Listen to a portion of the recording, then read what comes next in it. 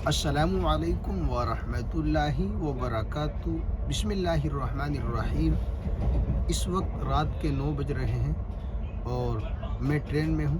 Train میں ہی بیٹھ کر ویڈیو بنا رہا ہوں۔ اس کی وجہ یہ ہے کہ میرا ٹکٹ فرسٹ اے سی میں ہے، اور فرسٹ اے سی کا جو کوچ ہوتا ہے اس میں چھوٹے چھوٹے کیبن ہوتے ہیں جس میں آپ پڑھائی کر سکتے ہیں، سکون سے آرام کر سکتے ہیں، کھا پی سکتے ہیں، ویڈیو وغیرہ بنا سکتے ہیں۔ اس لیے میں بنا رہا ہوں، اور اے سی چل رہی ہے اس لیے میں نے یہ چادر اوڑھی ہوئی ہے۔ خیر، پچھلے ایک ہفتے سے لگاتار اکثر لوگوں کی جو کال آ رہی ہے، اکثر لوگوں کے جو مسائل ہیں، جو پریشانیاں ہیں، وہ یہ ہے کہ وہ وہم کے شکار ہیں، وہمی بن چکے ہیں۔ ابھی ایک ہفتہ پہلے ایک صاحب کا کال آیا، انہوں نے کہا حضرت مجھے 1 مہینہ ہو گیا مسلسل دوائی کھا رہا ہوں، میں نے ڈاکٹر بدل لیے، دوائیاں چینج کر لی، فائدہ کچھ نہیں ہو رہا ہے، ذرا آپ میرے بارے میں چیک کریں، میرا فال کھول کر دیکھیں، کوئی کچھ کروا تو نہیں رہا۔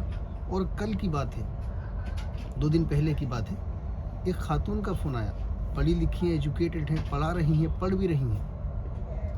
ان کا کہنا ہے کہ 15 دن پہلے میں بالکل ٹھیک تھی، 15 دن سے مجھے عجیب محسوس ہو رہا ہے اور پڑھنے کا بالکل دل نہیں کر رہا ہے، آپ ذرا میرے بارے میں دیکھیں۔ پتہ نہیں اللہ جانے کیا ہو گیا معاشرے کو، شیطان نے ہمیں اور آپ کو گمراہی کے کس دہانے پر لا کر کھڑا کر دیا کہ کچھ بھی ہو ہمارے ساتھ فوراً کسی نے کچھ کروا دیا ہے، کوئی ہم پر جادو کر رہا ہے۔ اور پھر ایسے لوگ کیا کرتے ہیں جو وہمی ہیں، کسی سے پوچھتے ہیں عامل سے، اور عامل جو ہے آج کل جھوٹ بولتے ہیں، فوراً کہتے ہیں آپ پر جادو ہے، ٹوپی پہناتے ہیں، پیسہ لیتے ہیں اور دھوکہ دیتے ہیں۔ پھر بعد میں آپ کہتے ہیں کہ ہم سے اتنے روپے لے لیے، یہ ہو گیا وہ ہو گیا۔ اللہ کے واسطے اگر آپ مسلمان ہوں تو میں آپ کو بتاؤں، وہم کا اگر آپ وہمی بن چکے ہو اور آپ وہم کے شکار ہو چکے ہو تو اس زمین پر اللہ کی قسم وہم کا علاج کسی کے پاس نہیں ہے۔ کتنا ہی بڑا ڈاکٹر ہو، کتنا ہی بڑا حکیم ہو، کتنا ہی بڑا عامل ہو، وہم کا علاج کوئی نہیں کر سکتا۔ ہاں، اگر آپ چاہیں تو 2 منٹ کا علاج ہے وہم کا، خود آپ کر سکتے ہیں۔ وہم کا علاج صرف اور صرف آپ ہی کر سکتے ہیں۔ بس آپ کو اپنے عقائد، اپنے نظریات اور اپنے آپ کو مکمل طریقے سے اسلام کے حوالے کرنے کی ضرورت ہے، اور اپنے ذہن کو اسلام کی طرف پھیرنے کی ضرورت ہے۔ وہم کا علاج ہو جائے گا۔ وہم کیا ہے؟ شیطانی وسوسہ ہے، شیطان ڈالتا ہے اور آپ اسے ایکسیپٹ کر لیتے ہیں۔ آپ یہ طے کر لیں کہ میری زندگی کا ہر فیصلہ قرآن و حدیث کے مطابق ہوگا۔ زندگی میں جو بھی مسائل پیش آئیں گے میں اسلام کی نظر میں، اسلام کی روشنی میں حل کروں گا۔ بھائی، یہ دنیا ہے، یہاں خوشی بھی ہے، غم بھی ہے، آسانی بھی ہے، پریشانی بھی ہے، صحت بھی ہے، بیماری بھی ہے، کبھی ٹینشن بھی ہوگی، کبھی بیماری ٹھیک بھی نہیں ہوگی۔ کون ہے؟ ذرا سوچیں آپ، اس زمین پر کون ہے؟ اگر اللہ تبارک و تعالیٰ آپ کو نقصان پہنچانا چاہے تو کون ہے جو آپ کو فائدہ پہنچائے؟ بتائیے۔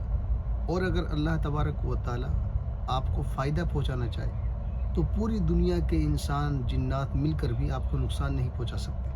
اور جو چیز انسان پر آتی ہے، چاہے وہ بیماری کی شکل میں ہو یا اسے خوشی پہنچے یا غم پہنچے، کچھ بھی، وہ اللہ کی طرف سے ہوتی ہے۔ اگر آپ بیمار ہیں، ٹھیک نہیں ہو رہے ہیں، تو بجائے اس کے کہ میرا فال کھولیں، مجھ پر کچھ ہے تو نہیں، کوئی کچھ کروا تو نہیں رہا، آپ اپنی بدعمالیوں کو ختم کریں۔ یہ دیکھیں میں کون سا گناہ کر رہا ہوں جس کی وجہ سے میری یہ بیماری ٹھیک نہیں ہو رہی ہے، جس کی وجہ سے اللہ تبارک و تعالیٰ مجھ سے ناراض ہے اور مجھے شفا نہیں مل رہی ہے۔ اپنے اعمال کو ٹھیک کریں، درست کریں۔